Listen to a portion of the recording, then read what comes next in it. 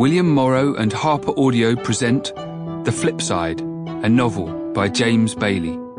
Performed by Andrew Fallaize.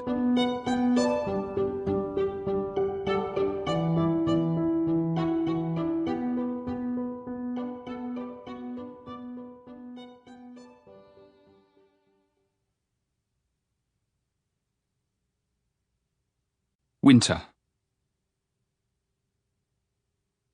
1. 135 metres above London, with one of the most spectacular city views in the world as your backdrop. Who could say no? I now know who could say no. Jade Toogood.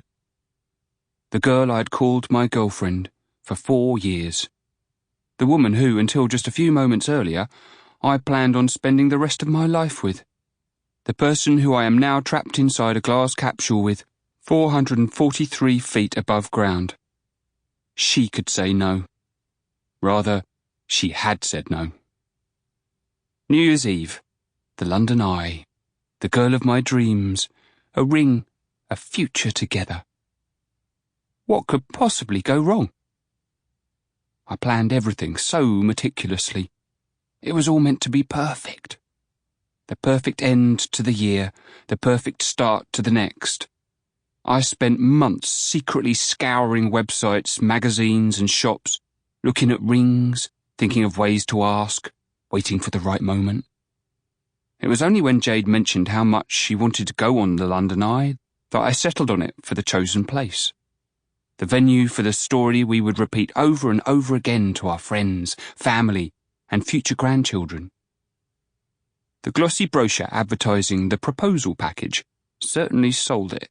If you ignore the exorbitant cost, what could be more romantic than hiring a private capsule? The pages were full of joyous couples, smiling, laughing, kissing. It featured beautiful-looking people shedding tears of happiness. There were high-definition images of the magnificent view. The word magical was emphatically printed in bold type. Special, it said. The perfect romantic setting.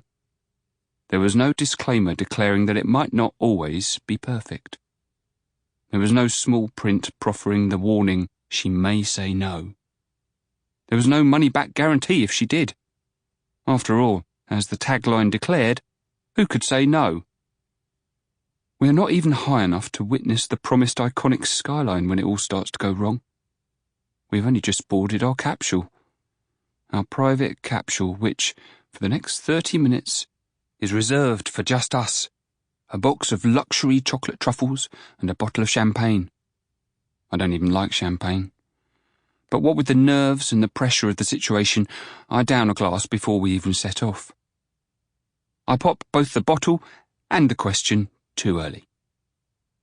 If there is a playbook for London Eye proposals, then I imagine it would instruct you to get down on one knee as you reach the highest point of the rotation, when you have the maximum impact of the spectacular 360-degree view, not before you even leave the ground.